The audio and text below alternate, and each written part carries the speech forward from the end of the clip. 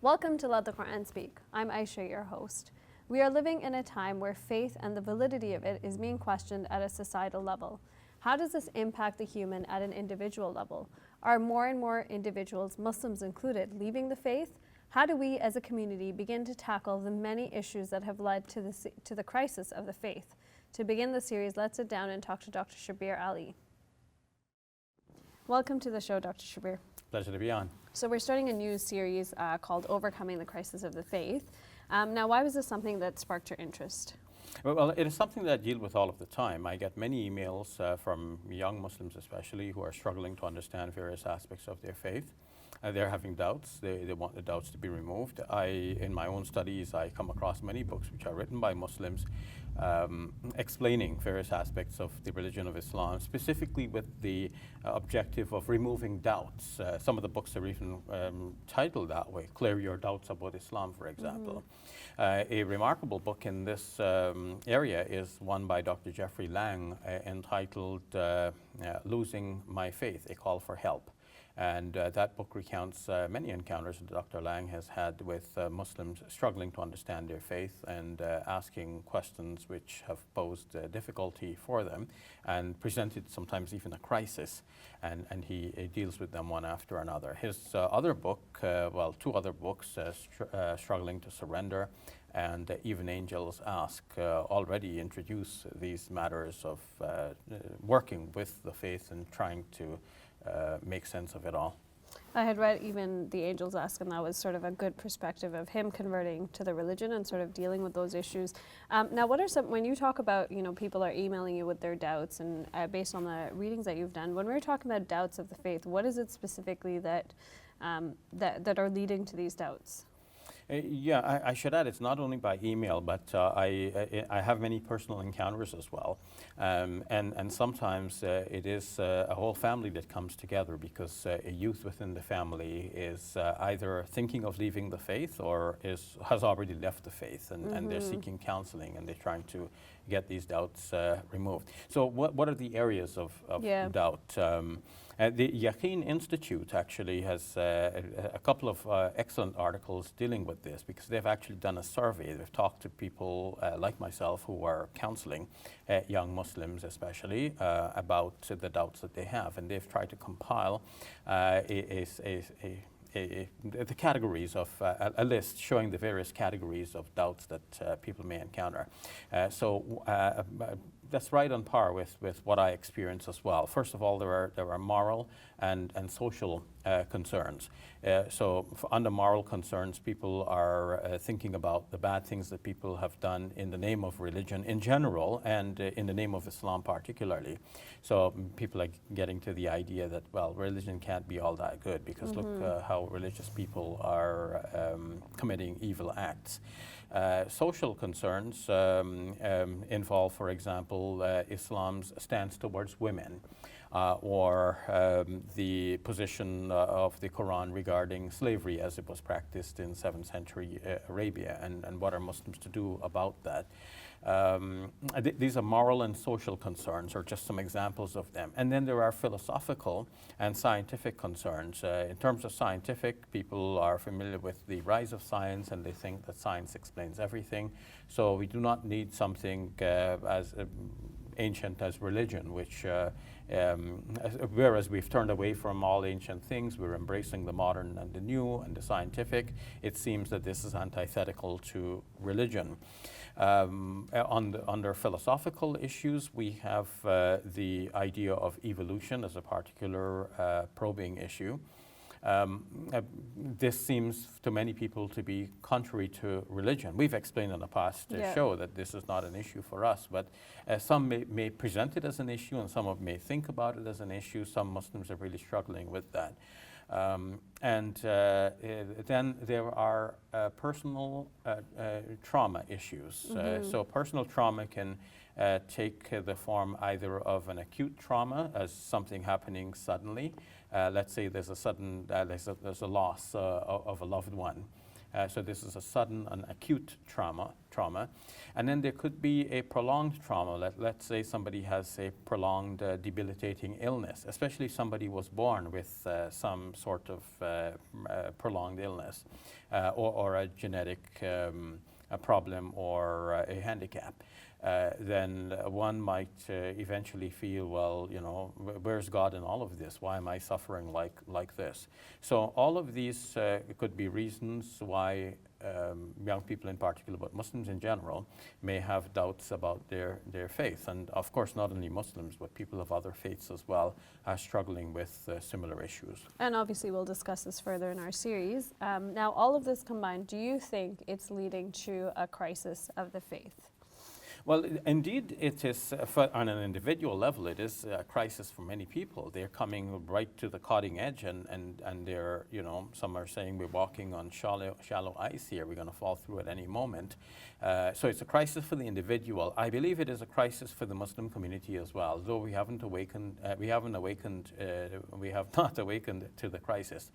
Why do you think that is? Well, it's more complacency. We don't have to do much. It's when one member of the family is visibly leaving the faith, that's when the whole family wakes up and says, well, wait a minute, we got to do something here. That's when they start becoming interested in comparative religion and comparative ethics and the world of ideas, because they're trying now to make sense to this one member of the family who is losing the faith.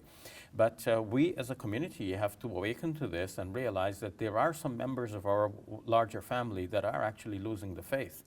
And so we need to start engaging in these philosophical and scientific issues. We need to look at some of the social issues and the moral problems that people are finding. Because there are many things that many of us as seasoned Muslims just brush aside. We have no concern with that. It doesn't bother us. We continue with our praying or our fasting. We perform Hajj. We give our charity. We feel we're doing Islam. And we don't have to worry about things that bother other people. We're too engrossed. We're too busy doing the things that Allah commanded us to do, or we're avoiding the things which are so clearly haram. But there are other people who are operating in the world of ideas. They want to make sense of everything. They want to make sure that if we subscribe to this religion actually is morally up and up. Like we should have the higher moral ground on the basis of our religion. They want to see that, okay, if you're praying and fasting because the Quran says so, what else does the Quran say? Does it say something that is morally troubling? And if it says that, okay, many believers are able to ignore that, but the people for whom the ideas are paramount, they can't ignore that. It's weighing heavily on their minds and on their consciences. So we as a Muslim community, we have to show an interpretation of Islam that makes holistic sense. All parts of it make sense. It's not that some things do not make sense and just, you know, shove that under the rug, brush it under the carpet and hope that nobody looks at it. Somebody wants, like some people have a curious mind. They're going to lift that carpet and look at the dirt under the carpet. So we need to make sure that there is no dirt on the carpet. There is no monster in the closet. We need to explain Islam in such a way that when anyone looks at it, they can say, yeah, this all makes sense. Whether they might decide to submit to it and to accept this as their faith, that's a different matter, because there's a whole host of personal issues that go into a decision like that. But at least people should be able to look at it and say, well, yeah, it makes sense.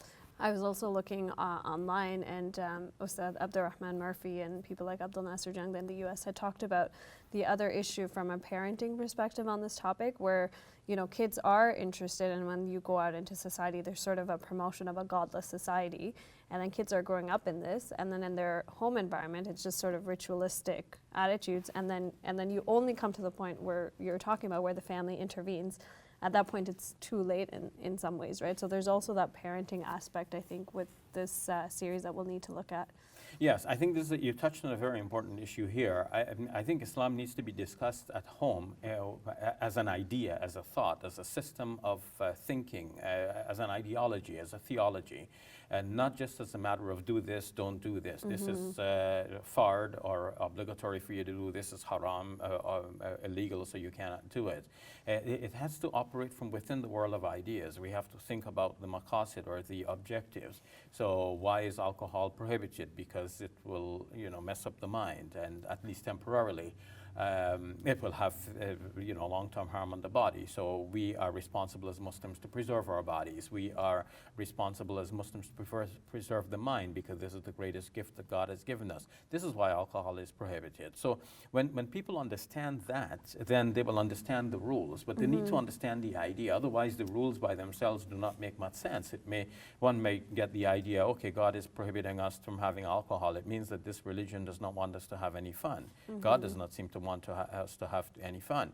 Whereas in fact, the opposite is true. God wants to ensure our well-being, our happiness in this life, and more importantly, the everlasting life of the life hereafter.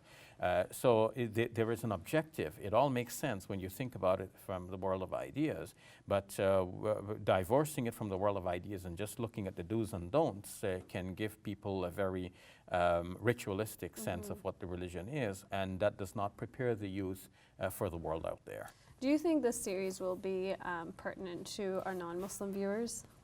Well, definitely, because non-Muslim viewers as well will have similar questions about their own religions, and they might wonder, how do Muslims deal with these issues? In fact, in dealing with these issues, I have learned a lot from reading books written by non-Muslims, especially philosophers and scientists, and many of whom are Christians.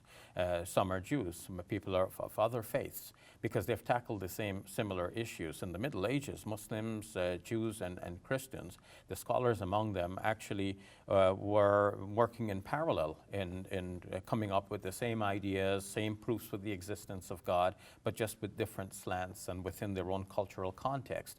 But that shows the harmony of the world's religions and their singularity in dealing with some of these troubling issues that largely come from the world of skepticism, agnosticism, secularism, and atheism.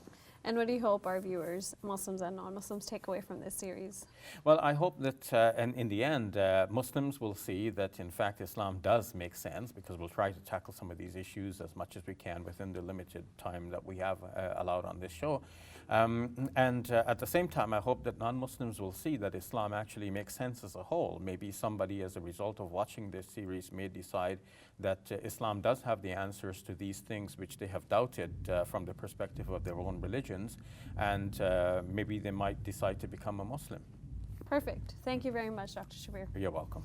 Hey YouTube, we hope you benefited from this video. If you liked it, or if you didn't, let us know in the comments below. And if you're interested in learning more, check out some of our other videos. And don't forget to subscribe so you can get new videos every Monday, Wednesday, and Friday.